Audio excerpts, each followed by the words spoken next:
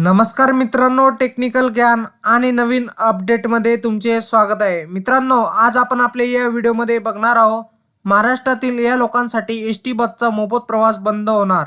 अजित पवारांची मोठी घोषणा.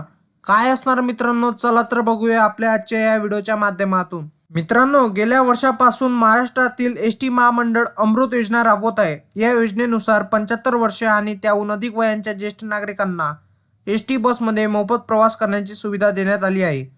या योजनेचा लाभ घेण्यासाठी ज्येष्ठ नागरिकांचे आधार कार्ड किंवा इतर वैध ओळखपत्र दाखवावे लागेल. मित्रांनो, या व्यतिरिक्त एसटी महामंडळाने नुकतेच महिलांसाठी बस तिकिटावर 50% सवलत देण्याची घोषणा केली होती. ही सवलत एसटी बसच्या सर्व वर्गांसाठी लागू होती.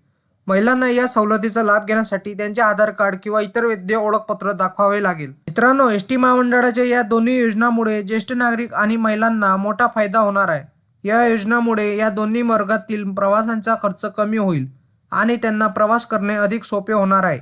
मित्रांनो, त्याचप्रमाणे आज आपण आपल्या व्हिडिओमध्ये बघणार आहोत की मोफत प्रवास कोणासाठी बंद होणार आहे.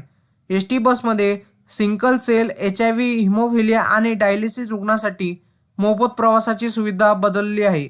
आता महाराष्ट्रामध्ये सिंगल सेल, HIV संसर्ग, हिमोफिलिया आणि डायलिसिस सारख्या गंभीर आजाराशी झुंजणाऱ्या रुग्णांसाठी एसटी महामंडळाने मोफत प्रवासी सुविधा उपलब्ध करून दिली होती.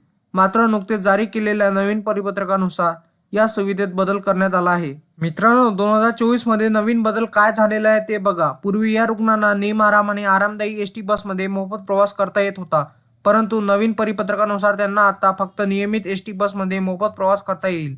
निमआराम आणि आरामदायी बसमध्ये प्रवास करण्यासाठी त्यांना तिकीट खरेदी करावे लागणार आहे. या बदलावर काय प्रतिक्रिया आहे? या बदलामुळे रुग्ण आणि सामाजिक कार्यालयामध्ये नाराजी व्यक्त होत आहे. सरकारने या निर्णयावर पुनर्विचार करण्यासाठी आणि 2018 मधील परिपत्रक तरतुदी पुन्हा लागू करण्याची मागणी होत आहे. मित्रांनो, तुम्हाला असेच नवनवीन व्हिडिओ बघण्यासाठी तुम्ही आपल्या चॅनलला लाईक, शेअर अँड सबस्क्राईब करा. धन्यवाद.